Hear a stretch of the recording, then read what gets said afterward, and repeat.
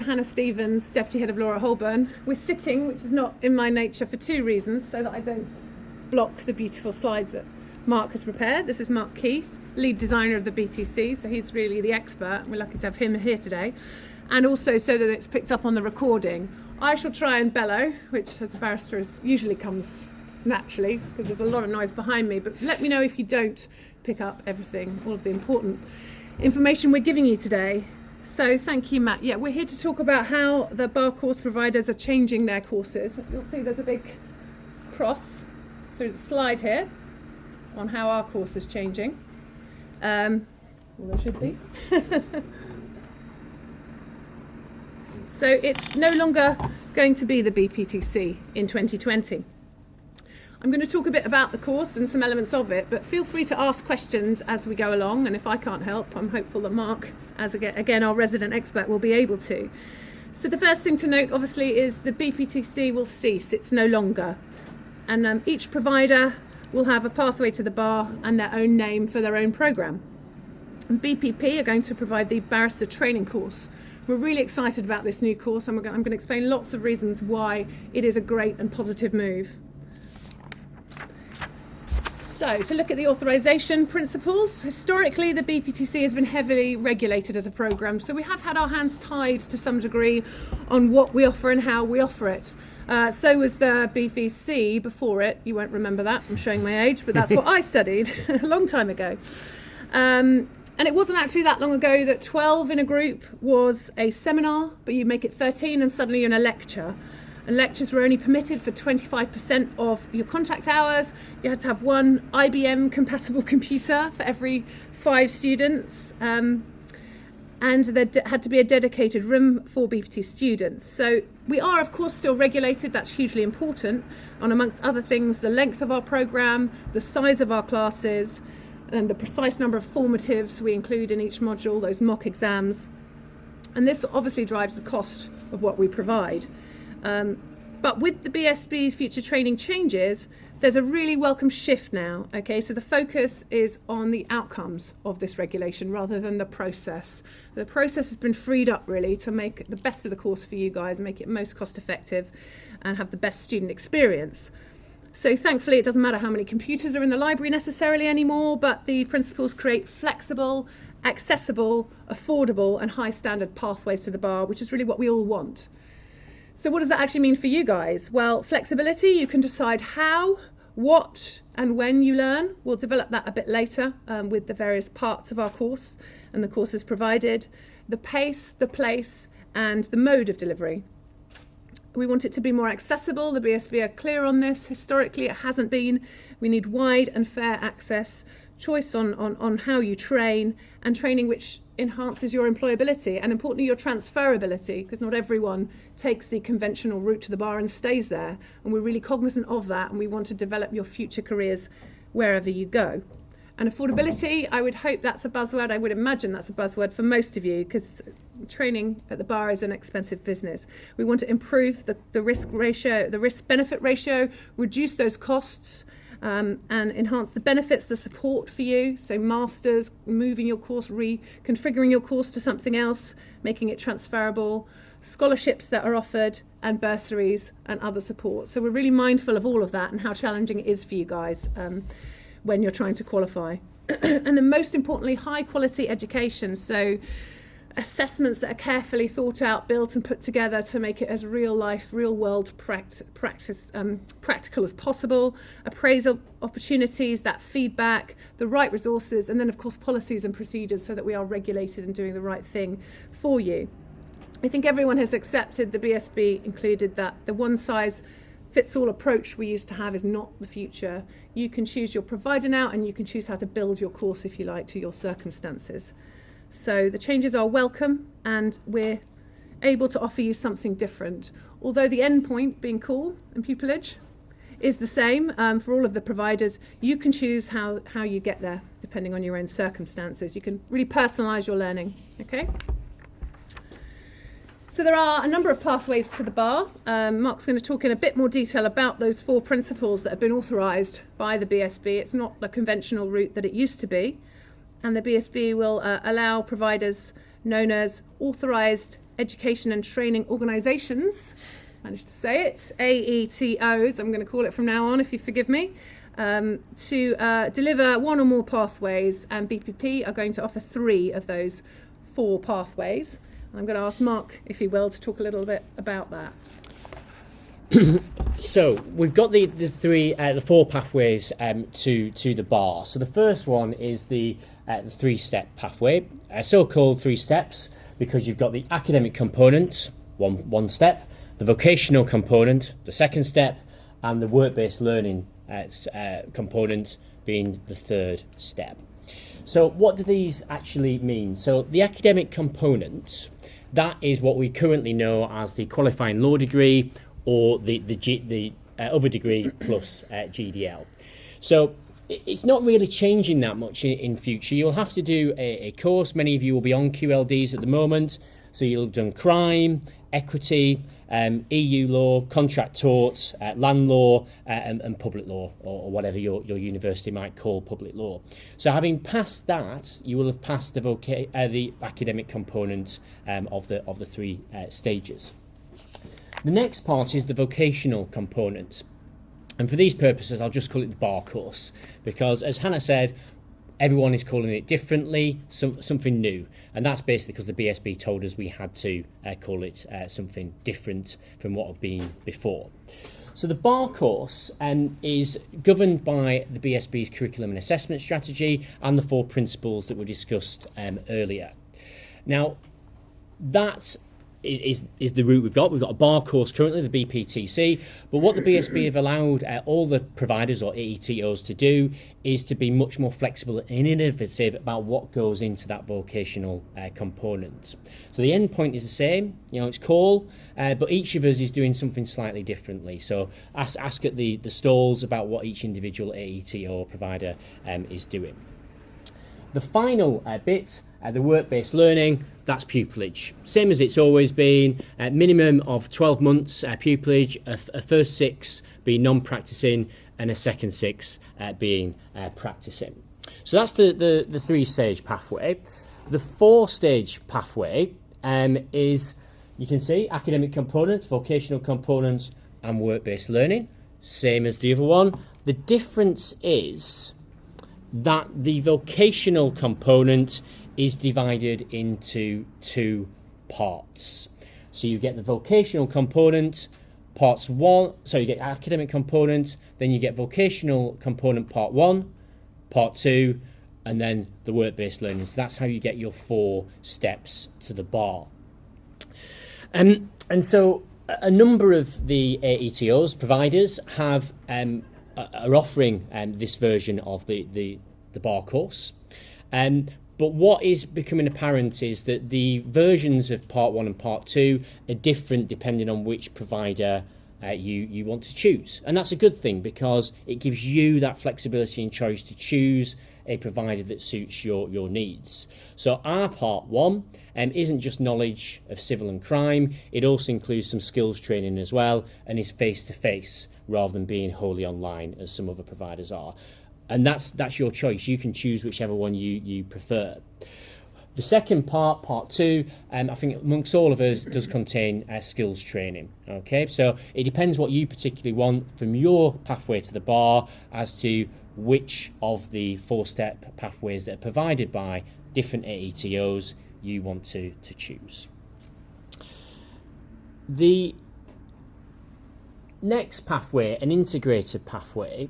Now, historically, this has been the law degree plus either the BVC or more latterly the BPTC. It's only been run by one institution, which is Northumbria University, but the BSB have said that can continue into the new world. Now, what I think the hope is that other universities allow people to take advantage of tuition fee loans to pay for their bar training when they integrate it together. Now, what we're doing as a provider is we're offering a kind of a little bit of a version of this. So we'll combine our postgraduate diploma in law with the first part of our BTC in a LLM package so that you can get student loans funding to get both your academic component if you're a non-law graduate and part of your vocational component, so you can get some way towards getting to pupillage and the bar. So far, effectively, there's only us and Northumbria that do that version. The final version is, and I'll not spend too long on this because it's something that isn't currently available. For my part, I hope eventually it is available, and that is an apprenticeship pathway.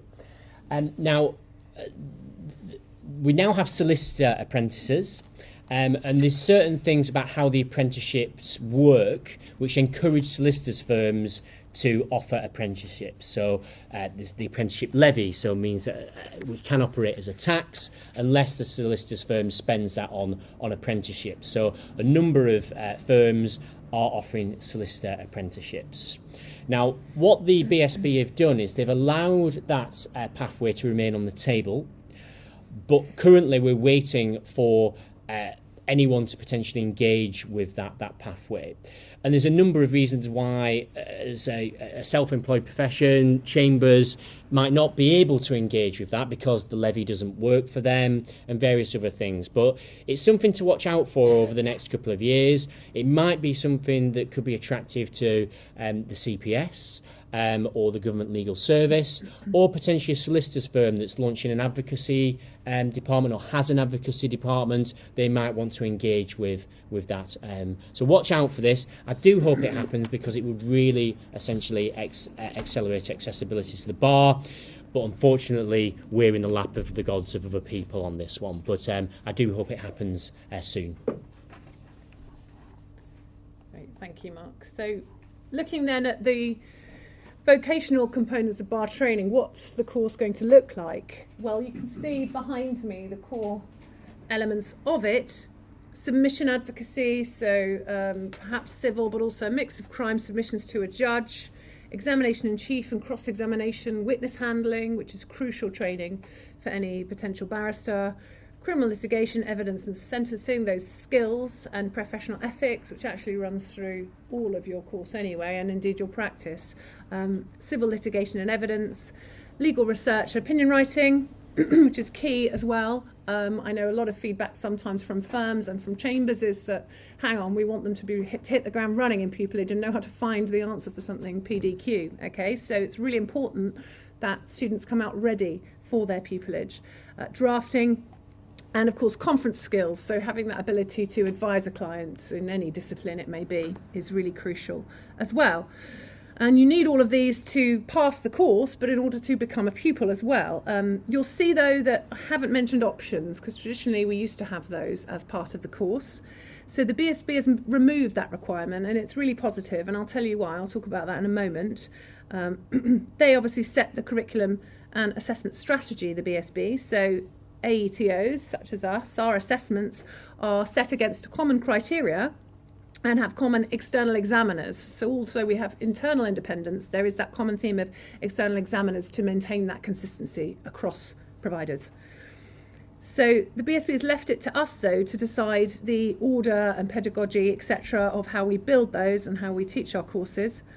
And we've decided to teach the written skills of legal research, opinion writing and drafting in a practice area context of the student's choice. So it means that you are doing these subjects that are crucial, but you're choosing what they're in and on, which I think makes it so much more beneficial and frankly interesting for you. So that's freed us up to do that. We previously weren't allowed to do this as the context and the subject area was set by the BSB, so our hands were tied there. And that, in essence, replaces our options. So you still do have that specialty that you can choose to study. And it allows, obviously, more coverage then and replicates pupillage, because when you go to a set, you're going to be asked to draft, probably sit in conferences, and do a lot of legal research, I can tell you as a pupil. So we are setting you up for that with these. But if you want to know a bit more about our course, do come and see us, and I can talk further about the elements of it. I'll move on then to how to apply. So traditionally it was BAR-SAS, I don't know if you're familiar with that, that's gone and closed. Now each provider will have their own direct application, and all institutions will ask you to put something in writing in one way or another. So that's the common theme. There may be additional requirements from some AETOs, maybe asking you to jump through hoops of interviews, opinion writing and advocacy. We will ask for an advocacy video. So we feel that we can get to know what we need to know from the written form and the advocacy video. That's all we need to assess your potential. We don't want to make it too cumbersome for you. And all AETOs have their own timetable. We are open and ready for business, so we're open for applications at the moment. So of course, bear us in mind. And that's, I think, our process in a nutshell. And the admissions criteria, already had a few people at our stand asking about this. You obviously need to do the academic component. The BSB have their minimum admissions criteria. Providers can choose to have a higher one. So the BSB have decided a 2-2 minimum. We at BPP have decided on a 2-1 minimum admission. That is our policy. And that's simply because the statistics and challenges of getting a pupillage, of which I can attest to, even with a 2-1, did eventually get there, but it's tough, and we want to pitch it right and be realistic, and you make the most of your time and money. Okay? There is an extenuating circumstances policy, so all providers will have an extenuating circumstances policy. If things have gone wrong, we accept that things go wrong during a degree. It's a 3-year period, things can change over that period. So what I'd urge you is, whichever provider you apply for, if you do need to take advantage of the extenuating circumstances, there will be somewhere on the form somewhere for you to put your extenuating circumstances, in the same way as there often is on a pupillage application form. So do take advantage of that if you need it. Not everything always goes quite to plan. Life sometimes gets in the way, so just do take advantage of that if you need to. There we are. Good news then, hopefully. It may apply, it may not, we'll see. So you also need to pass the BCAT aptitude test and have a proficiency in English language. But as I say, we use the form and the advocacy video to assess what we need to about you. Right, so I'm going to talk a little bit about what I consider as the factors that a student needs to be considering when they are choosing their pathway to the bar. So we've got on the bar course centralised exams. So in future they will be civil litigation and evidence, criminal litigation, evidence and sentencing. So they're set by the Bar Standards Board. So every single bar student across the country will take the same civil and crime exam. So they are difficult exams. The details are on the BSB's website. The chief examiner publishes a report for the April and August sits. They're available on the website. So you need to have to decide what is the best preparation for you for that centralised exam. Okay, so different providers will prepare you for those exams in different ways. Some of them it's all online, some of them it's face-to-face. Okay, so think about what suits you best, because it's a really tough set of exams. Secondly, we've got education and technology. So we live in a new world, we live in the 21st century, so all of the providers are offering some sort of educational technology to support your learning. And the question that you have to ask is, what is that educational technology that the students will be using? Is it about just supporting face-to-face tuition, or is it purely the way you will learn? And as well, what is the system that they are offering? Is it kind of like the Blackboard technology, or is it more AI driven, where essentially you can have a more personalised journey driven by the AI learning? The third thing, advocacy classes. So you all want to be barristers, you all want to be advocates, you want to be in that courtroom arguing for your clients. So that really is what we need to prepare you to do. So how much advocacy are you getting over the course of your bar course? How long are the classes that you will have in advocacy, and how many people are there with you in that advocacy session? So that's something to think about as well. Fourthly, flexibility of the programme. So you've got to think about what flexibility you want from your provider. Really crucial. And one of the really important things about the BSB's changes is that it does create across all of the ATOs or providers is a different market, okay, to be bespoke for your benefits. That brings with it choice, and choice is sometimes a little bit more difficult, but I really welcome this. It's really given us an opportunity to think about what we do for our programme and really make it really fit for the next 5 to 10 years. So we tried to make it flexible, and a number of our colleagues and other providers have done the same. There's face-to-face versus online. So this is something that's new. So historically with the BSB, we had to deliver everything face-to-face. Now we don't have to. And different providers are taking different approaches to that. Our view is, having looked at some of the research, and I've spoke extensively to people in other disciplines, particularly in the medical discipline, about how they teach, and we think face-to-face is the best way to do. So our course is face-to-face. Other providers are opting a different approach, and that's their decision and their call. Secondly, ultimately, you want to be a barrister. You want to get pupillage. And so if you arrive with us, as many of our students do, without pupillage, you want to know about what the support you'll get in careers and also enhancing your employability. So pro bono, really important thing. I supervise some of our bar students in our pro bono clinic up in Manchester. It's really, really helpful for the students to actually deal with real people doing real cases. So what does the provider do by way of pro bono? Also funding and value for money. So if you want a master's or you require the government funding for a master's, it's a great way of increasing accessibility to the bar, and I hope whatever happens on the 12th of December, our future government continues with master's funding for postgraduate LLMs, because it really helps accessibility to the bar. And so we're offering it as a number of the other it's a bit of a mouthful, government funding for their LLMs, which contain the bar course. But also, wider than that, what are you getting for your money? It's really important that you look at actually what you're getting. So things that cost money face-to-face, does it include that? What is the education technology? What are the advocacy class sizes? All of that top row is about value for money. The choice of content. So is there any ability for you as a student to bespoke that course to your own desires or practice areas or interests that you've got for pupillage, because some are have less choice than others. What's included? Do you get all the learning materials? Do you have to buy anything else to pass the course? Another important thing. And then finally, what about the pupillage stats? So how many of those students at that provider, currently obviously on the BPTC, but you know it's ultimately the same endpoint in the new course. How many of that provider's students are getting the ultimate goal of pupillage? And again, the BSB publish key statistics, which are available on their website. Obviously, they're the BSB, so they're independent of the providers, and you can see which providers are getting the best pupillage stats from that. So, we've got 5 minutes, I think, left. If anyone's got any questions at all about the process, just let me know. So there's a lady here at the front, and I'll come to you.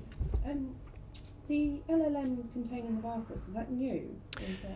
No, so most of the current providers offer a version of the BPTC in an LLM version. So in future, we will continue to offer our new programme in a LLM version. Yeah. Okay, is that new to you guys, or is it? No, we've done it for a couple of years actually now. Yeah. Yes. What scholarships and bursaries can you offer? Because when I was looking, there wasn't as many as last year. So we're continuing with our advocacy and excellence scholarships, which we've offered for a couple of years now. And the way we've started changing that is that the scholarships will be undertaken on the application. So you will be considered for either of those two scholarships when you apply to BPP. And then there's some law school wide scholarships which come later on in the process. So they're available to anyone that applies to any of our programs. So we've got a vice chancellor scholarship, but they're available to apply, and I think that's around from March time. Yeah. Do we use the video for that? There's nothing. Yeah, so for the advocacy one, we use the video now to assess your advocacy ability. Any other questions? Yes. Would the decisions on the scholarships at the same time as that they offer? Absolutely. So we felt that was the better way to do it. So we've considered your application, we've considered your advocacy video, and therefore judged that against the criteria, and you'll receive an offer plus an offer of a scholarship as well. Yes. I was wondering if the durations of all pathways are exactly the same? The duration of the no, they slightly differ depending on what you're doing. So, and it depends on which ETO you go to as well. So that kind of detail is best left to each individual providers to deal with. When you get part 1 and part 2, either together, so it becomes a 3-stage pathway, they will probably be at each of the providers the same length. So I know ours is the same length. So part 1 plus part 2 equals end point round about the same time. What's the standard duration? Sorry? What's the standard duration? The standard duration, it does depend on the provider. Genuinely it does. So you need to check with each individual provider as to how long their course are and how they're organising their course within that time limit. Yeah. Any other questions? Yes. I'm really confused about the LLM bar course thing. Yeah. So if you do the LLM, that includes it, or do you have to do the bar course? I'm really confused about that. Yeah. Sorry. So what the LLM? So about ours or more generally? Yours. Yeah, ours. Okay. So essentially, our LLM is divided into 3 components. So you've got the 2 parts of the bar course. So having passed those 2 components, you've fulfilled what you need to do in order to be called to the bar. But we also then do a module of the LLM.